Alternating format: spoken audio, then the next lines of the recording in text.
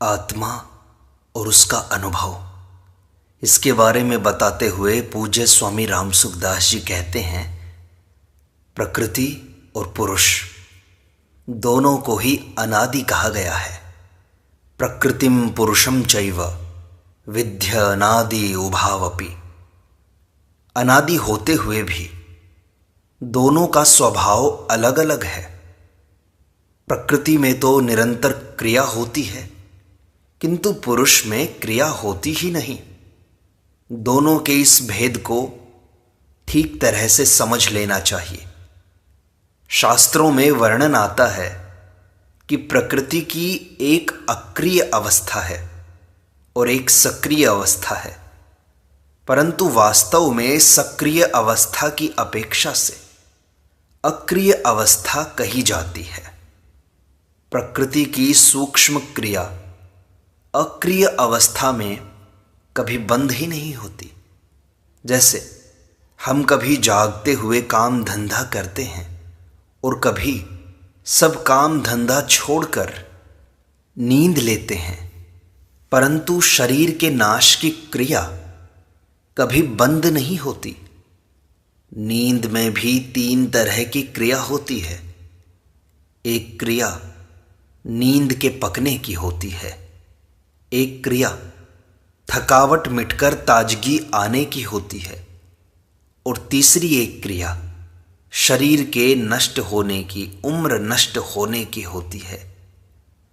नाश की यह क्रिया स्वतः स्वाभाविक निरंतर होती रहती है। जब सृष्टि पैदा होती है तब भी यह क्रिया होती है, और जब सृष्टि का लय हो जाता है तब भी यह क्रिया होती है। सृष्टि का लय होने पर प्रकृति निष्क्रिय कही जाती है, पर किस विषय में? सृष्टि रचना के विषय में। वास्तव में प्रकृति कभी निष्क्रिय नहीं होती। जागृत में, स्वप्न में, सुषुप्ति में, मूर्छा में, समाधि में, सर्ग में, प्रलय में, महासर्ग में, महाप्रलय में, हर समय प्रकृति में क्रिया होती रहती है। मन, बुद्धि, इंद्रियां, शरीर, धन, संपत्ति, वैभव आदि तथा तारे, नक्षत्र, सूर्य, चंद्रमा, पृथ्वी, समुद्र आदि जितना दृश्य प्रकृति का कार्य दिखाई देता है, सब में प्रतिक्षण क्रिया हो रही है। इस प्राकृत क्रिया में उत्पत्ति और विनाश का एक क्रम चलता है, और यह क्रम ही स्थिति रूप से दिखाई देता है। वास्तव में स्थिति है नहीं। जैसे हम कहते हैं कि गंगा जी का जल कल की जगह ही बह रहा है, तो इसमें 2 बातें हैं, कल की जगह और बह रहा है। तात्पर्य है कि कल की जगह दिखाई देने पर भी जल स्थिर नहीं है, प्रत्युत वह निरंतर बह रहा है। इसी तरह ये शरीर, संसार स्थिर दिखाई देते हुए भी निरंतर बह रहे हैं, नाश की तरफ जा रहे हैं, परंतु परमात्म तत्व और अपने स्वरूप में क्रिया नहीं है, आत्मा में क्रिया नहीं है। ये सदा ज्यों के त्यों रहते हैं। अगर इनमें किंचित मात्र भी क्रिया होती तो ये सदा ज्यों के त्यों नहीं रहते, अपितु बदल जाते। प्रकृति की प्रत्येक क्रिया हमारे स्वरूप से निरंतर अलग हो रही है, और अलग है। यह सबका अनुभव है कि बालकपने में मैं ऐसा करता था और आज मैं ऐसा करता हूँ, परंतु बालकपने में मैं जो था वही मैं आज हूँ। बालक से जवान और जवान से बूढ़ा हो गया, यह प्राकृत क्रिया हुई, और मैं वही हूँ, यह अक्रिय स्वरूप हुआ। बालक से जवान और जवान से बूढ़ा होने के लिए कोई उद्योग नहीं करना पड़ता, अपितु यह परिवर्तन रूप क्रिया शरीर में स्वतः स्वाभाविक हो रही है। स्वयं ने शरीर के साथ अपना संबंध मान लिया, इसलिए शरीर में होने वाली क्रिया अपने में दिखाई देने लग गई। जैसे मैं बालक हूँ, मैं जवान हूँ, मैं बूढ़ा हूँ, मैं रोगी हूँ, मैं निरोग हूँ आदि। शरीर के साथ अपना संबंध मानना ही अज्ञान है और शरीर को स्वयं से सर्वथा अलग अनुभव कर लेना ही ज्ञान है। साधक को ऐसा अनुभव करना चाहिए कि जितनी भी क्रिया होती है वह सब शरीर में ही होती है। उम्र भी शरीर की ही होती है, आत्मा की उम्र नहीं होती। काल भी शरीर को ही खाता है, चाहे स्थूल शरीर की क्रिया हो, चाहे सूक्ष्म शरीर का चिंतन मनन ध्यान आदि, चाहे कारण शरीर की समाधि हो, सबको काल निरंतर खा रहा है। परंतु स्वयं को, आत्मा को काल नहीं खाता। आत्मा में कोई क्रिया नहीं है, वह संपूर्ण क्रियाओं का साक्षी है। उस क्रिया रहित स्वयं में अपनी स्वाभाविक स्थिति का अनुभव करना ही मुक्ति है और क्रिया सहित शरीर में स्थित होना ही बंधन है। क्रिया और अक्रिया को दूसरे शब्दों में प्रवृत्ति और निवृत्ति भी कह सकते हैं। संसार की प्रत्येक प्रवृत्ति की स्वतः निवृत्ति हो रही है। प्रवृत्ति के समय भी निवृत्ति ज्यों की त्यों विद्यमान है। हम सोते हैं, जागते हैं, बैठते हैं, चलते हैं, सुनते हैं, बोलते हैं, तो इन सब क्रियाओं में भी नाश की तरफ जाने वाली क्रिया निरंतर हो रही है। यह निवृत्ति नित्य है, इसका कभी नाश नहीं होता। इस नित्य निवृत्ति को ही गीता ने गुणा गुणेषु वर्तन्ते इत्यादि पदों से कहा है। हम पदार्थों की प्राप्ति के लिए प्रवृत्ति करते हैं, पर वास्तव में प्राप्ति होती नहीं है, अपितु निवृत्ति ही होती है। जैसे धन प्राप्त हो गया तो वास्तव में धन की निवृत्ति ही हुई है। किसी आदमी को 50 वर्ष धनी रहना है और 1 वर्ष बीत गया तो अब वह 50 वर्ष धनी नहीं रहेगा, उसकी 1 वर्ष की धनवत्ता निवृत्त हो गई। इस तरह क्रिया मात्र निरंतर हमारे से निवृत्त हो रही है, अर्थात अलग हो रही है। परंतु संयोग की रुचि के कारण हमें निवृत्ति में भी प्रवृत्ति दिखाई देती है। अगर संयोग की रुचि मिट जाए तो नित्य योग की प्राप्ति हो जाएगी। अपने स्वरूप में अथवा परमात्म तत्व में अपनी स्थिति का नाम नित्य योग है। इस नित्य योग की प्राप्ति के लिए ही सब साधन है। यह नित्य योग ही गीता का योग है, जिसकी परिभाषा भगवान ने 2 प्रकार से की है।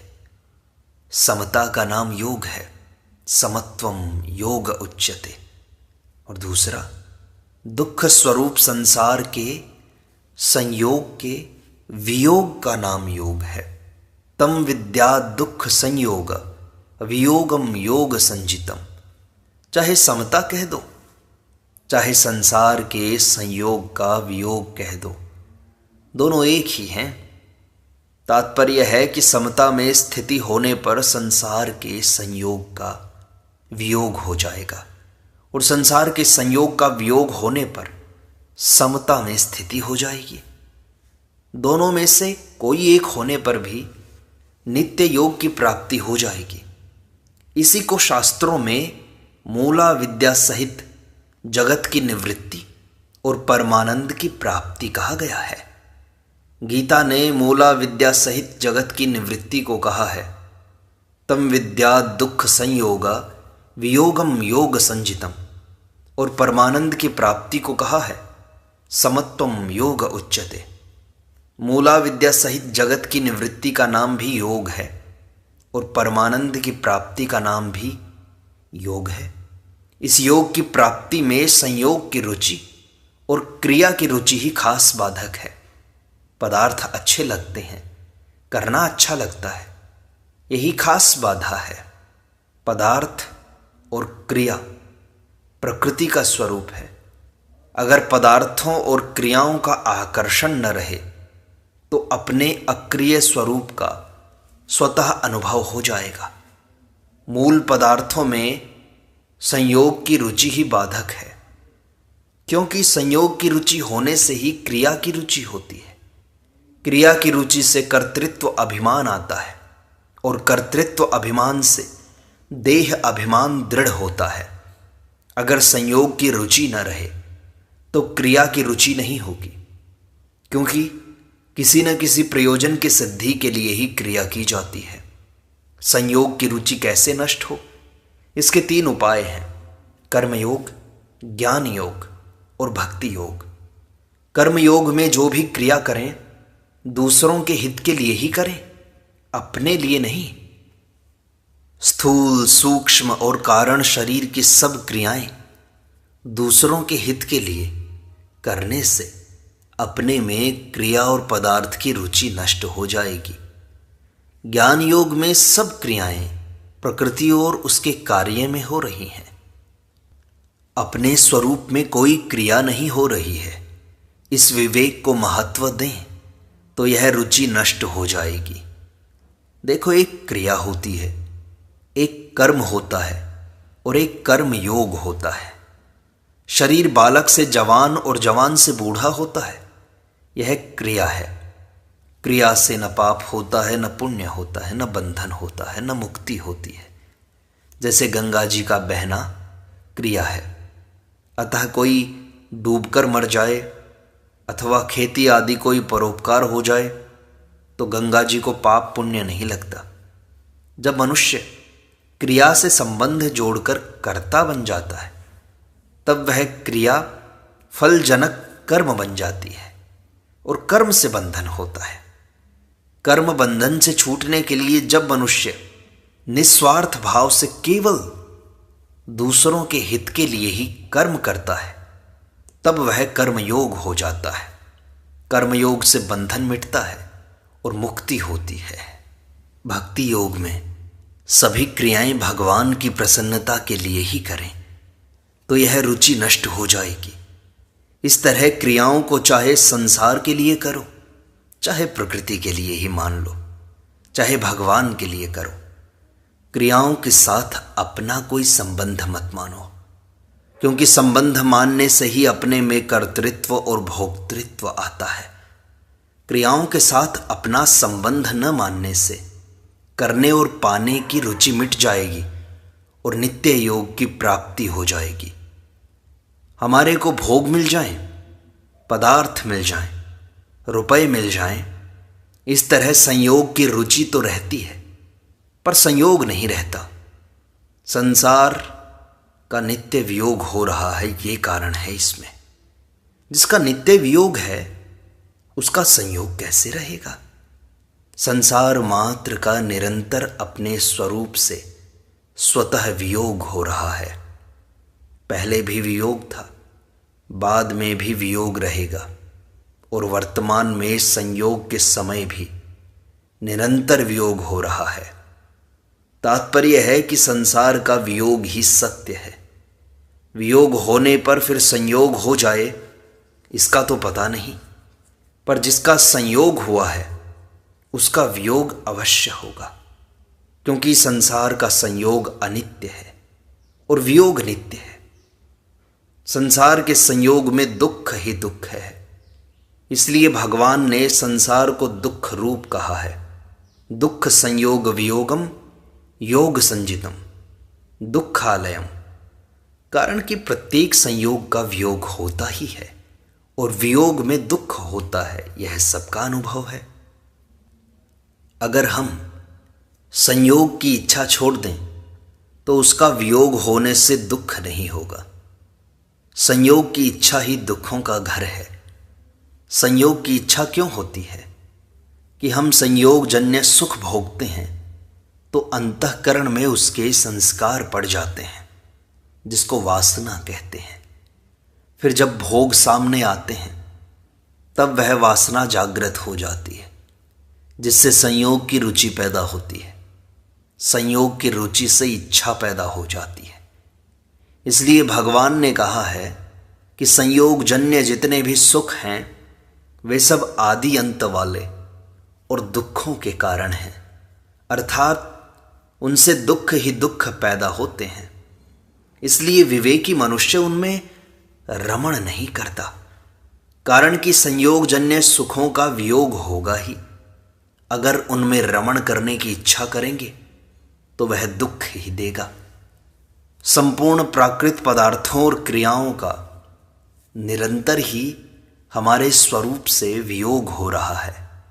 यह वियोग करना नहीं पड़ता, अपितु स्वतः स्वाभाविक तथा सहज ही वियोग होता है। इस वियोग को हम स्वीकार कर लें, अर्थात संयोग काल में ही वियोग का अनुभव कर लें, तो संयोग की इच्छा मिट जाएगी। संयोग की इच्छा मिटते ही योग की प्राप्ति स्वतः हो जाएगी।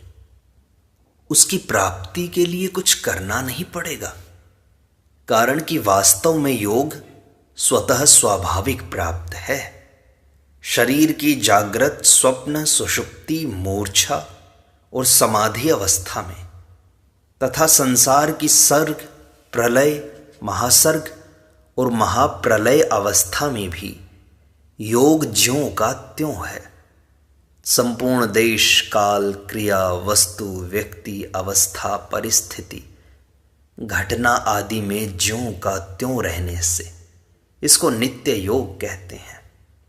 जिसका निरंतर वियोग हो रहा है उसके संयोग की इच्छा छोड़ दो तो योग की प्राप्ति हो जाएगी, अथवा एक है रूप परमात्म तत्व में स्थित हो जाओ तो योग की प्राप्ति हो जाएगी और संसार का स्वतः वियोग हो जाएगा।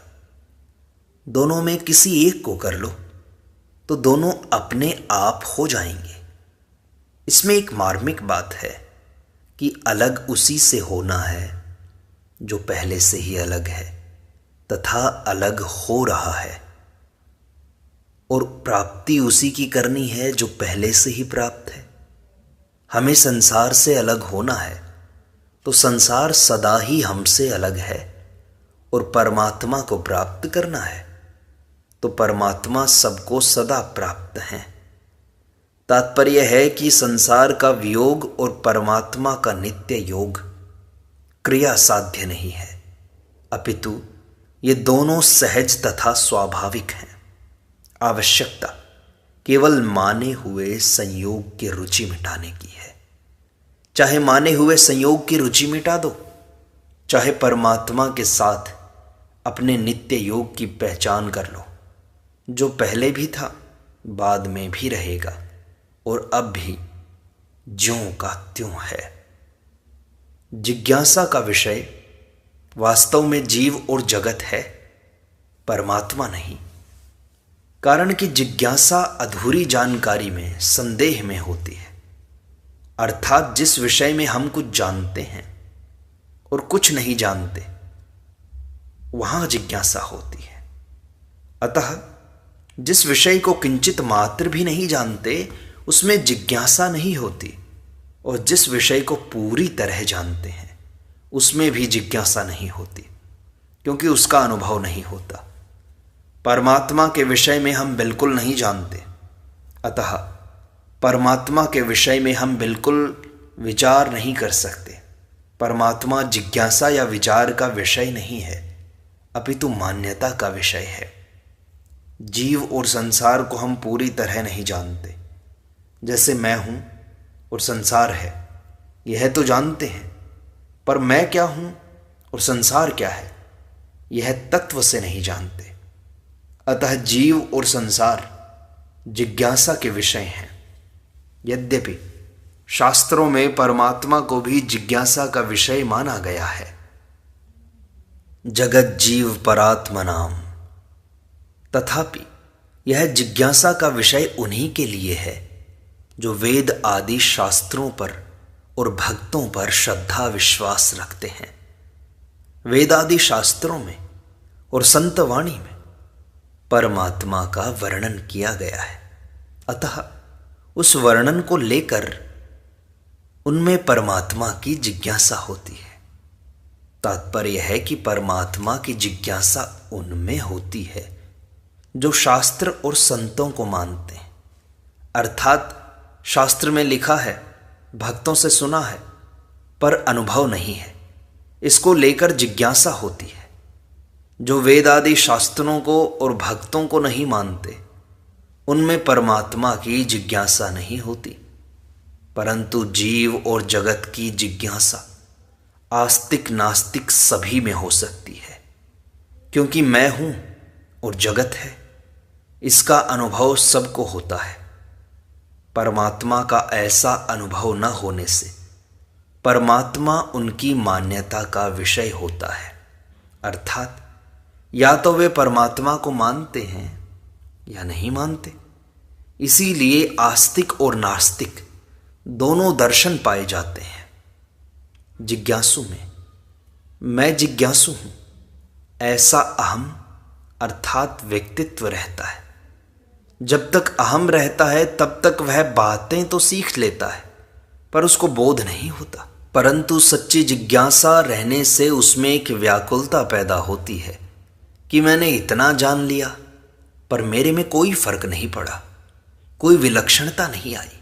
राग द्वेष हर्ष शोक वही होते हैं, अनुकूलता प्रतिकूलता का वही असर पड़ता है। ऐसी व्याकुलता होने पर वह अहम से सर्वथा विमुख हो जाता है। अहम से सर्वथा विमुख होने पर जिज्ञासु नहीं रहता, अपितु शुद्ध जिज्ञासा रह जाती है, और वह जिज्ञासा ज्ञान में परिणत हो जाती है। ज्ञान होने पर अहम अर्थात प्रकृति तथा प्रकृति के कार्य का सर्वथा अभाव हो जाता है, और चेतन स्वरूप ज्यों का त्यों रह जाता है, अर्थात प्राप्त हो जाता है। यहां यह जान लेना आवश्यक है कि ज्ञान जड़ का ही होता है, चेतन का नहीं। कारण कि चेतन तो ज्ञान स्वरूप ही है। अंतःकरण में जड़ का महत्व होने से ही उसका अनुभव नहीं होता था। उसका अनुभव होने पर अनुभव मात्र रह जाता है, अनुभव करने वाला नहीं रहता। ज्ञान मात्र रह जाता है, ज्ञानी नहीं रहता, ज्ञानी नहीं रहता। इस प्रकार सत्संग का यह भाग यहीं संपूर्णता को प्राप्त होता है। शेष अगले अंक में।